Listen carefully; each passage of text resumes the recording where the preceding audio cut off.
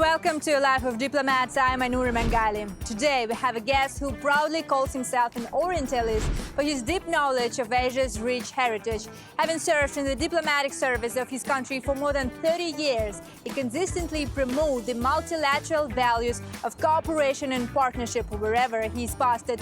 Joining me today is the ambassador of Lithuania to Kazakhstan, Egidijus Navikas. Let's get started. My first posting was in France, in Paris, at the Embassy of Lithuania. Is your father a universal diplomat or Orientalist? My reply to my son was that after the posting in Kazakhstan, you can tell them that Orientalist. I want to underline that relations between Kazakhstan and Lithuania have always been good. One of the ideas was that I wanted to be a journalist. Then maybe a year or two later, I thought maybe I would like to, I like very much theater, so I thought maybe I would like to be an actor. I specifically want to underline that I make a big effort in Lithuania, participating at the European Union projects wherever possible, in Kazakhstan and in other Central Asian countries.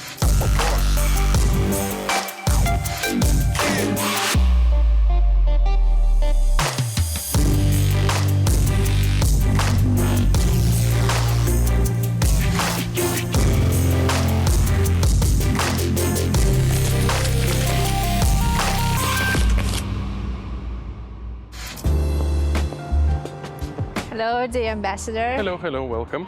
Welcome to the program Life of Diplomats. You've already mentioned that there's not a first posting. You had postings in France, as far as we know, in Brussels, in Jordan even. So how that experience shaped you personally and professionally, and how did it influence maybe your work here as well? I would maybe try to divide my diplomatic career in two big parts. The first one was very much related to the European Union. My first posting was in France, in Paris, at the Embassy of Lithuania. Then, of course, as you know, diplomats, they spend some time, some years at the embassy, and then they spend some time and several years back in the capital. But then these some 10, 15 years were mostly dedicated to the topics related to the Lithuania's accession and then active membership in the European Union.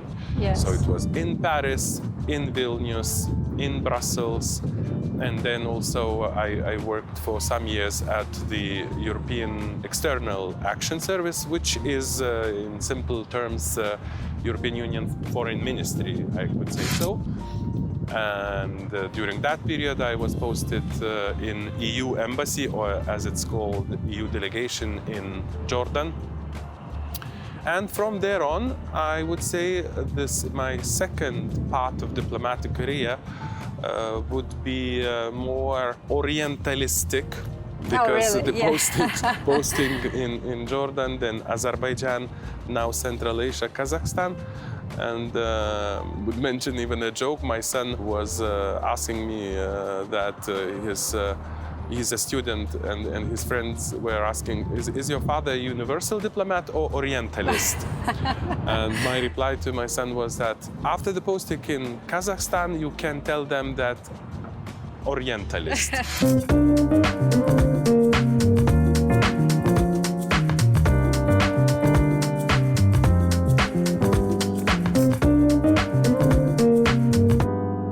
Old Town or Astana's modern skyline? Vilnius Old Town. Lithuanian herbal tea or Kazakh tea with milk? Kazakh tea with milk. Cepeleni or Kazakh-style meat? Cepelini. Sutartines or Kazakh cuy? Kazakh cuy. The main cultural similarity between Lithuanians and Kazakhs? Polyphonic songs. The biggest cultural difference between Lithuanians and Kazakhs? Management of time. First impression of Kazakh hospitality? Absolutely wonderful. Amber jewelry or silver Kazakh jewelry? Amber jewelry. Žalgiris basketball game or Ekokpar match? Both. Žalgiris, because basketball is as a religion in Lithuania. But since I like horses, Kopar is also nice. St. John's Day or Nauris? St. John's Day. Trakai Castle surrounded by lakes or Charin Canyon's dramatic cliffs? Very difficult choice. Very difficult, okay. Baltic Sea breeze or steppe winds? Baltic Sea breeze.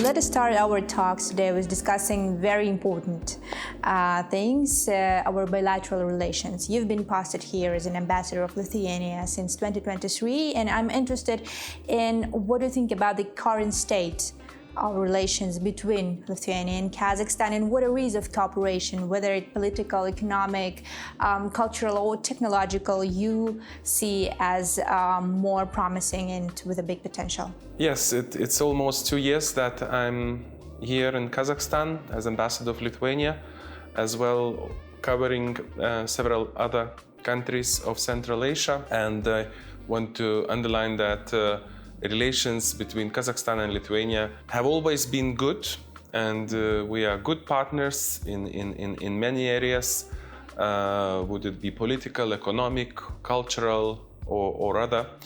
And we have quite a lot of elements of cooperation. If to speak about economic and trade issues, I must say that we have quite substantial trade volumes between Kazakhstan and Lithuania. And if to speak about figures, last year it was almost 1 billion. Big role plays also transport and logistics. A lot of trade between countries of Europe and Central Asia goes through Lithuania. This is also determined by geopolitical situation, meaning that trade routes cannot go anymore through Ukraine because of the war from Russia. So this is influencing sometimes in different ways. But you know, the businesses and the trade is like river. They always find ways, and of course you perfectly know that also Southern Corridor through Transcaspian is also developing. I'm interested in how Lithuania sees its role in a broader EU strategy towards Central Asia, especially when we talk about sustainable developments, about energy or digital transformation.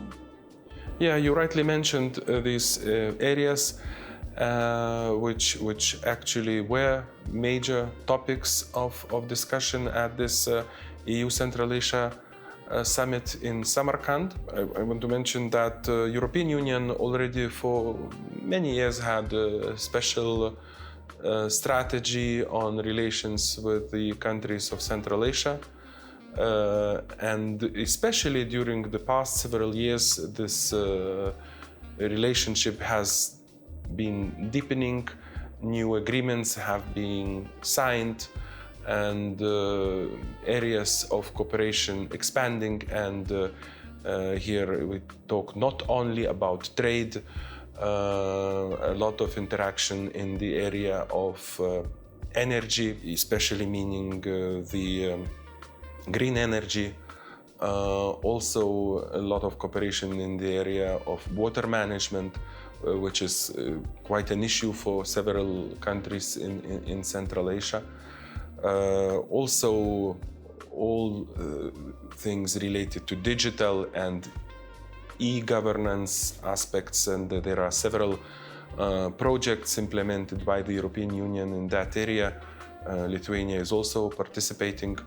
Ecology, yet another area in which also we participate in not only talks but also promoting some projects, including in Kazakhstan.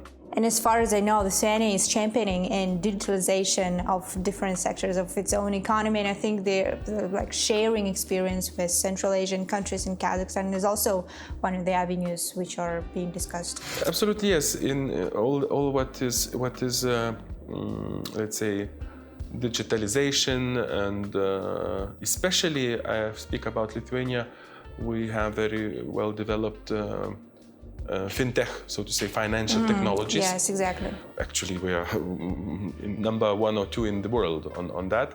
Always competing with Estonia, because it's also very well developed, but it's a good motivation for us, you know.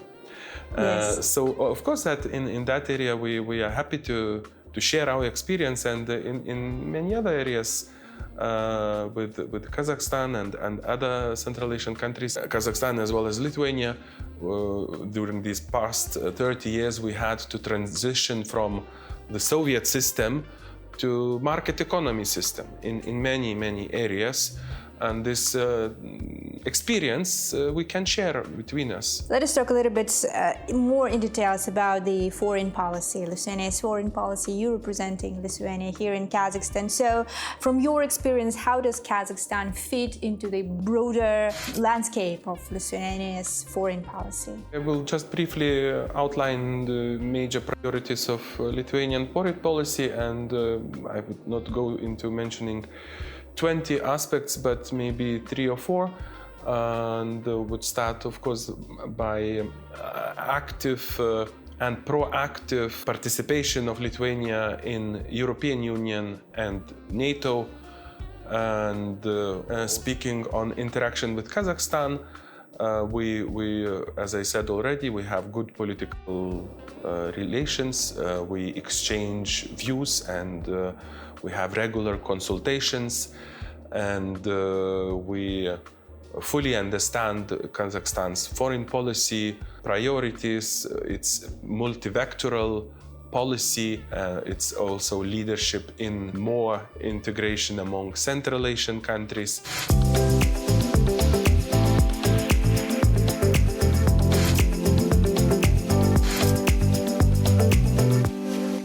While we're heading towards your residence, and I assume that the work of ambassador is very busy, you have like a lot of meetings during the day, you probably had them today or later this week. So I'm interested in your daily routine. So how does your typical day look like? Well, of course that days are quite different, but maybe just to mention 2 types of the days.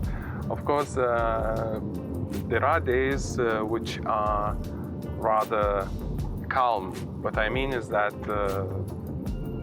there are not many such days when I can spend my time in office, in writing reports, in discussing plans with colleagues, in making phone calls to my capital or other institutions. However, majority of the days, of course, are filled in with meetings, events, conferences, receptions, working lunches, dinners, and many of them sometimes. Who does control your schedule? You do it yourself? Look, actually, it's my secretary who is arranging my agenda. Of course, we are always discussing, and then certainly one thing is when events are organized or initiated by ourselves, and other type of events where I simply have to attend them. So certainly that those meetings or events that we organize ourselves involves much more preparatory work, and it is time-consuming as well. It sounds like a lot of work. How do you manage to balance this, work and life, and all that different areas of being a diplomat? Of course, that important part is planning. Is planning of everything, so that these events and trips and meetings could take place when they have to. Well, I didn't mention yet another moment: visits from Lithuania, when I have a deputy minister or a business delegation coming here. Also visits from Kazakhstan to Lithuania. Some of them I also have to attend and to be present when they travel to Lithuania. This is also about time management, about forward planning, and that's why in this job is, of course, important to do it well in advance.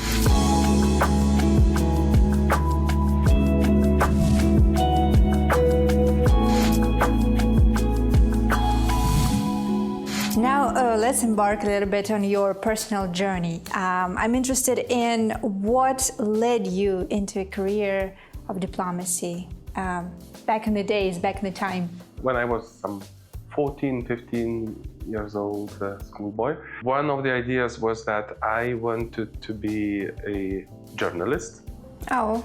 Then maybe a year or two later, I thought maybe I would like to I liked very much theater, so I thought maybe I would like to be an actor. But then in reality, at the end of the school, of the secondary school, I actually knew that I wanted to go to diplomacy. And basically, when you think about this profession, the other two professions, they combine two things. One is to be a good actor, the other is to write very well. Yes. So in diplomacy, so you have to write a lot, and you sometimes must be a good actor. Diplomacy. I started to work at the Diplomatic Service of Lithuania back in 1994, which makes 31 years.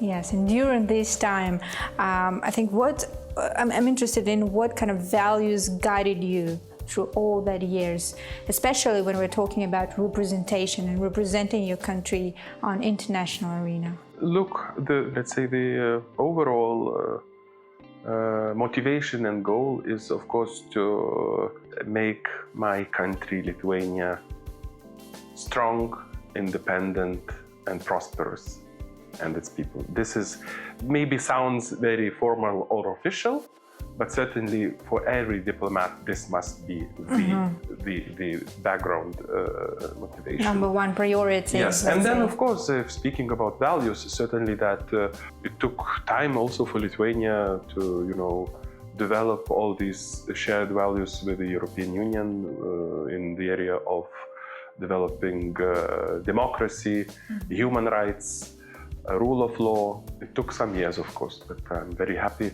when I see now in my country very democratic, modern society. Since you have been posted here in Kazakhstan and you've been living here for for 2 years so far, so I'm interested in how do you find this living experience here in Kazakhstan? What was your first impression of the country and how did it evolve maybe with the course of the time? Look, it is interesting and big country where I actually traveled a lot for work and for holiday with my family. So basically, when people ask me, where have you been in Kazakhstan? Maybe the easier question would be, where have I not been in Kazakhstan? Oh, wow, really? Yeah, really. In only, I would say, 3 or 4 maybe cities and regions where I have not been. But in most places, either mostly of course for work purposes, but we also enjoyed very much a year ago in summer with my family traveling in the northern part of Kazakhstan, also in Altai area, also in southern. What was the most memorable trips? You mentioned in Kazakhstan? In Kazakhstan. I think Altai made us very, very huge impression. We've also observed some, horses here. So, are you keen on a horse riding? Let's start maybe from my hobby number 1, which is horses, and not just the collection of different small and bigger statues of horses, which I bring from different countries. But I was doing the horse riding, horse racing as a professional sport years ago when I was young. Very interesting. And afterwards I continued this as a simply pleasure to go from time to time. Looking ahead a little bit, what do you think will be perspectives for you for the future development of Kazakh-Lithuanian relations, and what kind of legacy you want to leave here as being an ambassador? I specifically want to underline that I make a big effort in Lithuania participating at the European Union projects wherever possible in Kazakhstan and in other Central Asian countries. Another area to which I would put as much effort as possible is about cooperation among Central Asian countries, which is increasing and which is very positive and good development for the region. Our regional cooperation among Baltic and Nordic countries in Northern Europe, which is kind of light model of regional cooperation, could be an example, and I'm looking forward that Central Asians and first of all Kazakhs would share this experience with us. So it's yet, let's say, I would say, second kind of legacy which I would like to leave behind.